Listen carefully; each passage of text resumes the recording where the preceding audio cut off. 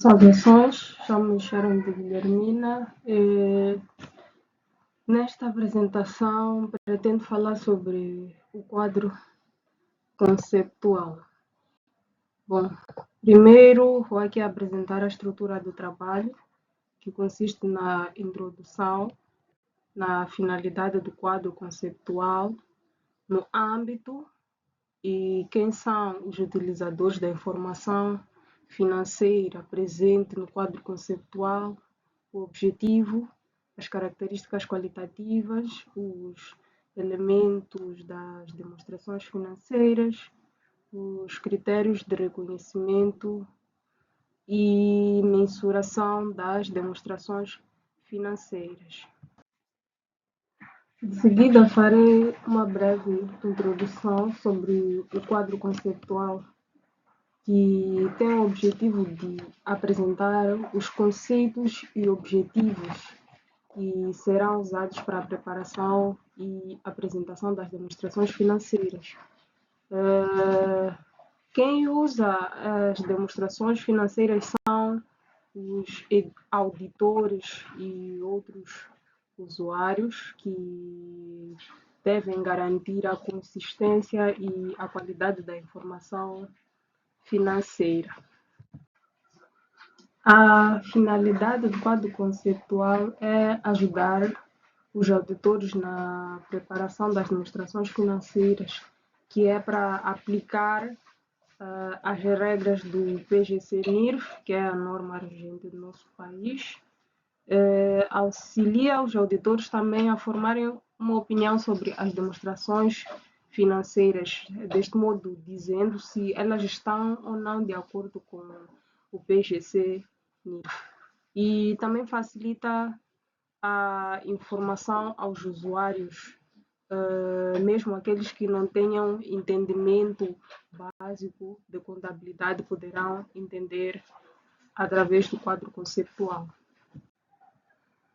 Ainda no âmbito do quadro conceptual, iremos já abordar aspectos como os objetivos da demonstração financeira, que é de fornecer informação útil para a tomada de decisão por parte dos usuários desta informação, das características qualitativas que vão tornar a informação financeira útil e relevante. Também sobre os elementos das demonstrações financeiras, como é o caso do ativo, do passivo, do capital próprio, lucros e despesas ou gastos. Também sobre o reconhecimento e mensuração das demonstrações financeiras, que é como vamos identificar e avaliar os elementos das demonstrações financeiras. Por último, os conceitos de capital e manutenção de capital, que estão relacionados à preservação do capital da entidade ou organização, como quisermos.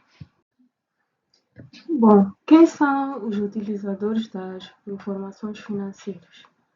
Os utilizadores das informações financeiras são os investidores, o Estado, o público em geral, os clientes, os fornecedores, financiadores e empregados.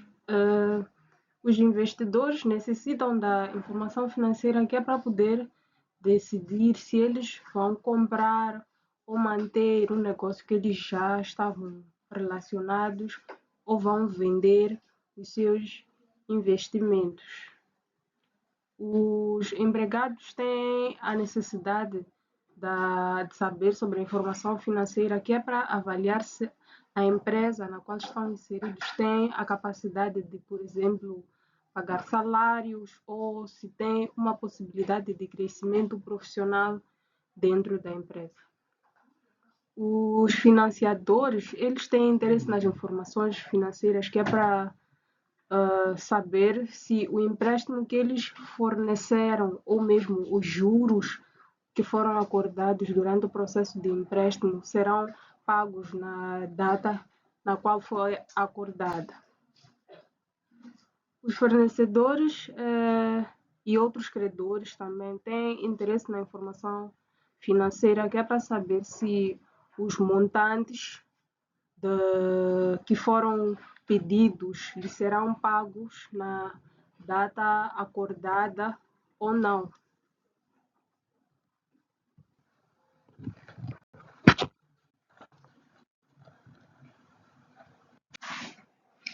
As demonstrações financeiras têm como objetivo fornecer informações úteis para os seus usuários poderem tomar decisões a partir dela.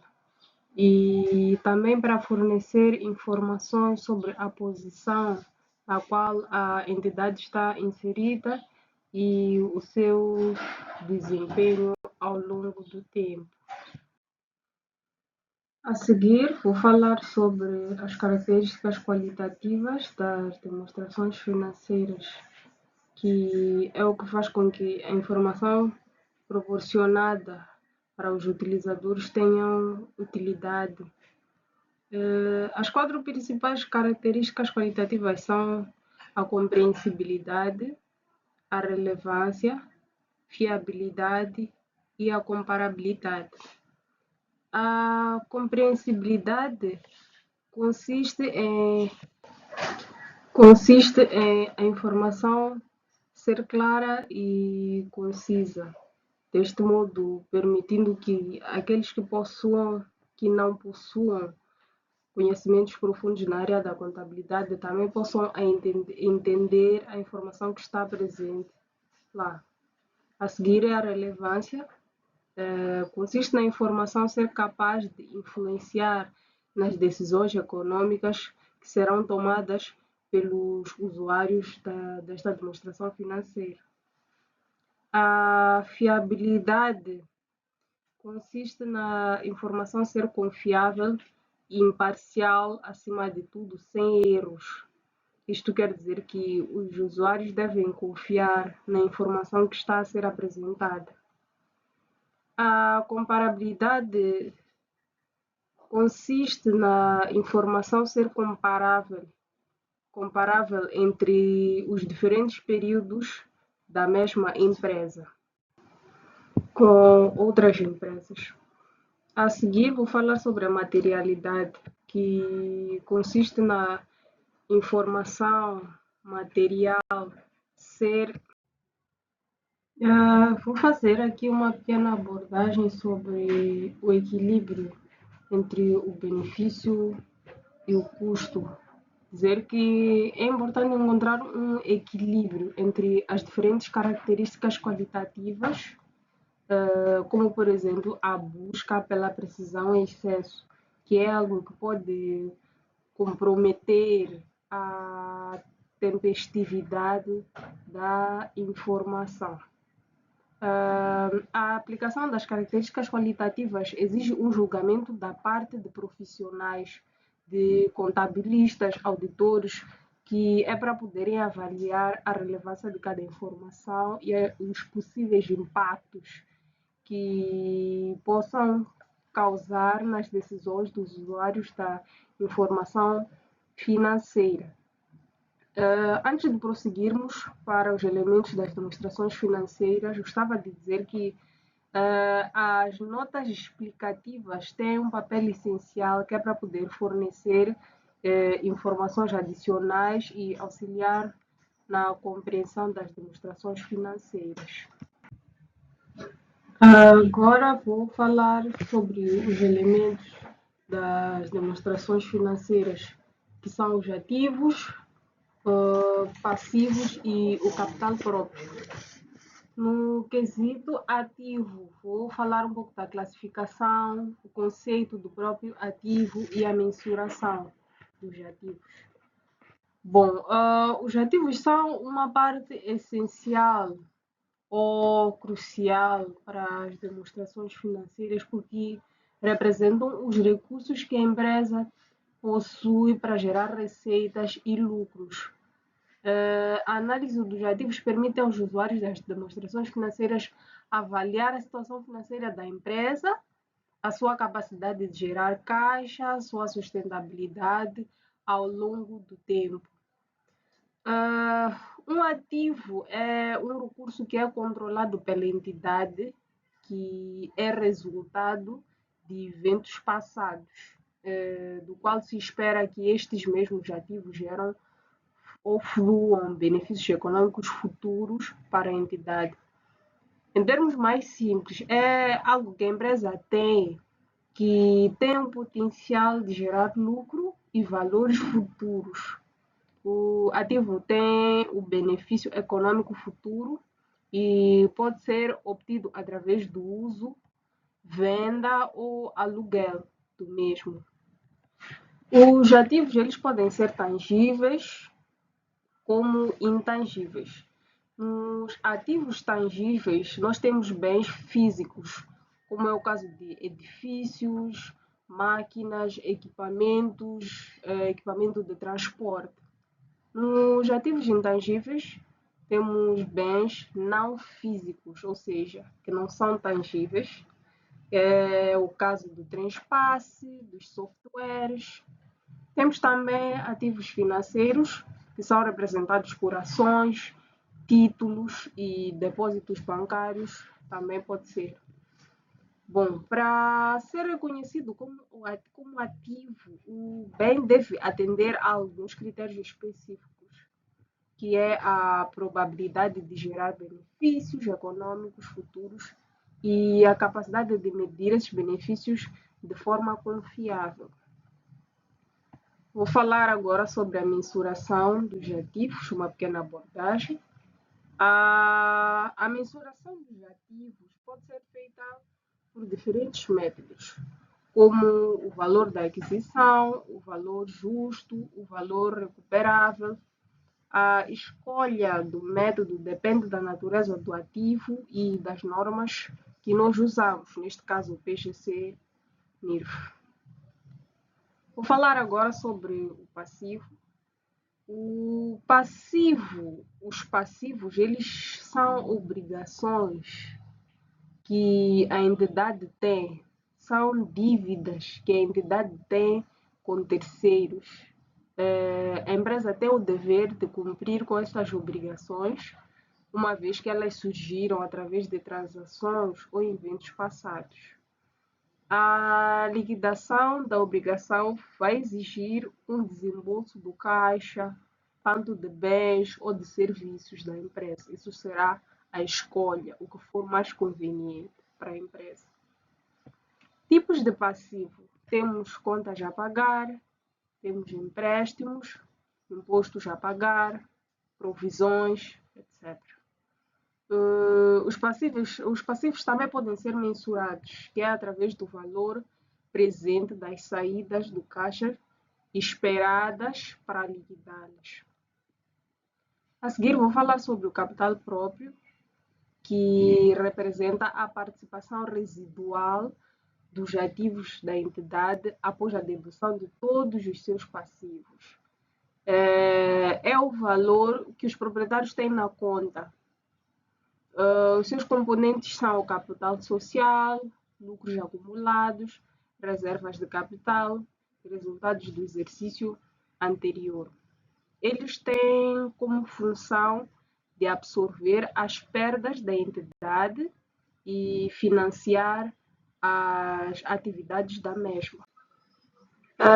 Agora vou falar sobre os critérios de reconhecimento, mas antes deixar uma pequena nota que o reconhecimento de rendimentos devem ser reconhecidos quando são realizados, isto é, quando os bens ou serviços já são entregues ou os serviços já foram prestados.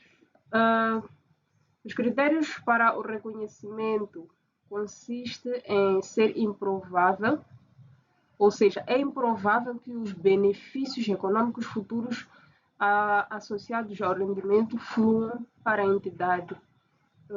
O valor do rendimento pode ser mensurável com confiabilidade e mensuração confiável. Tipos de rendimento, vendas, que muitas das vezes é a principal renda das empresas, que provém de vendas de bens ou serviços. Temos também dividendos, que são os rendimentos que são recebidos de investimentos em outras empresas. Temos os juros, que recebe-se de aplicações e investimentos financeiros da empresa. Os aluguéis, que são recebidos pelo arrendamento de bens, podem ser bens, materiais de transporte ou edifícios, entre outros. Os gastos devem ser reconhecidos quando são consumidos, só e só quando são consumidos. Os recursos ou quando se cria uma obrigação. Como é que se reconhece? São relacionados ao rendimento gerado ou à geração de benefícios econômicos futuros. Vou falar agora sobre o reconhecimento de ativos. O reconhecimento é feito no balanço, reconhecimento de ativos. Um ativo é reconhecido quando é provável que ele vai gerar benefícios econômicos futuros para a entidade e o ativo tem um valor que pode ser mensurado com confiabilidade. Os ativos não devem ser superestimados e estigmatizar ou prever os valores que podem vir a fluir.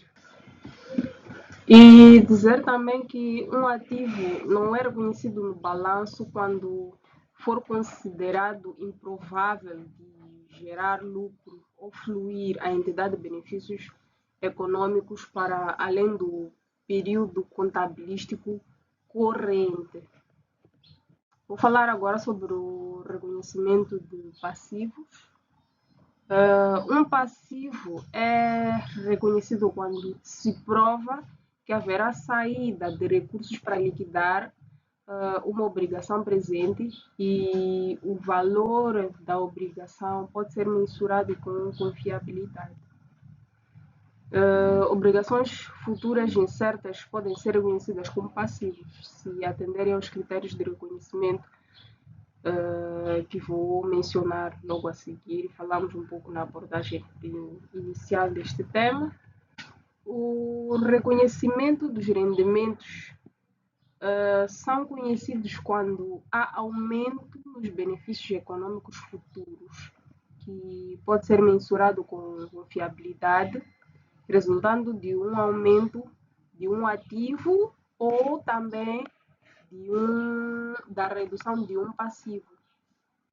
O reconhecimento de rendimento geralmente ocorre em simultâneo com o reconhecimento do aumento do ativo ou da redução do passivo. Agora vou falar sobre os reconhecimentos de gastos. Os gastos são reconhecidos quando há redução dos benefícios econômicos, que pode ser mensurado com confiabilidade, que é resultado de uma redução de um ativo ou do aumento de um passivo. O reconhecimento dos gastos geralmente ocorre em simultâneo com o reconhecimento da redução do ativo ou do aumento do passivo, como já mencionado. Existe um princípio chamado princípio de matching, não sei se está bem pronunciado, que é a busca de relacionar os gastos aos rendimentos gerados, deste modo reconhecendo-os simultaneamente ou de forma combinada. Vou falar agora da mensuração dos elementos das demonstrações financeiras, que consiste em determinar as quantias monetárias através das quais os elementos das demonstrações financeiras são reconhecidas e mostradas no balanço e nas demonstrações de resultado. Bom, as entidades utilizam diferentes bases de mensuração para os elementos das demonstrações financeiras, como é o caso do custo histórico, que consiste no valor original do qual o bem foi adquirido, de um ativo ou do valor da negociação assumida na data da transação. O valor realizável líquido é o valor líquido que se espera obter com a venda de um determinado ativo em uma transação ordenada. Temos também o valor presente, que é o valor atual dos fluxos de caixa futuros esperados de um ativo ou de uma obrigação.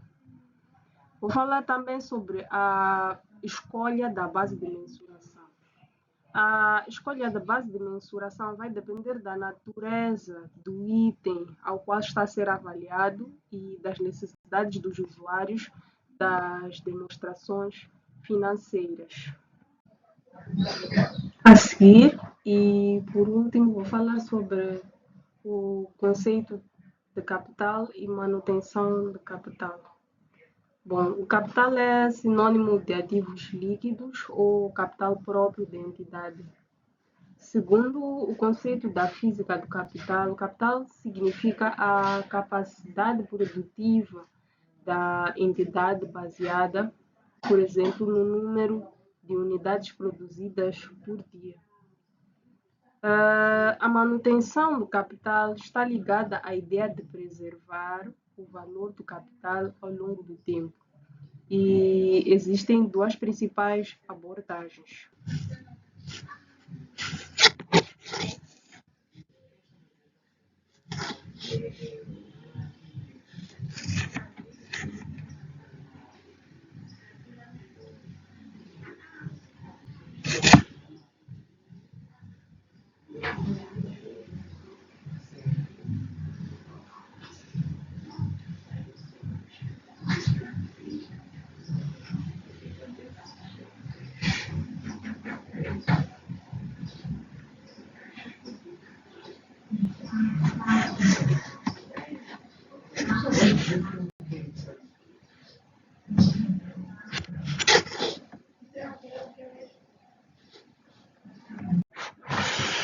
A manutenção do capital financeiro é o lucro, que é reconhecido quando o valor financeiro do capital no final do período é maior do que do início. A manutenção do capital físico é o lucro que é reconhecido quando a capacidade produtiva da entidade aumenta ao longo do período em que a instituição, a entidade vai se desenvolvendo. O apuramento do lucro ou a escolha do conceito de manutenção de capital vai influenciar diretamente a forma como o lucro é apurado. Cada conceito leva a um cálculo diferente do lucro. Antes de terminar a minha apresentação, gostava de frisar que o quadro conceptual não substitui as normas da contabilidade, mas serve como referência para a sua interpretação. E no caso de haver conflito entre o quadro conceptual e o PGC-NIRF, o PGC-NIRF vai prevalecer. E com isto dou por encerrada a minha apresentação.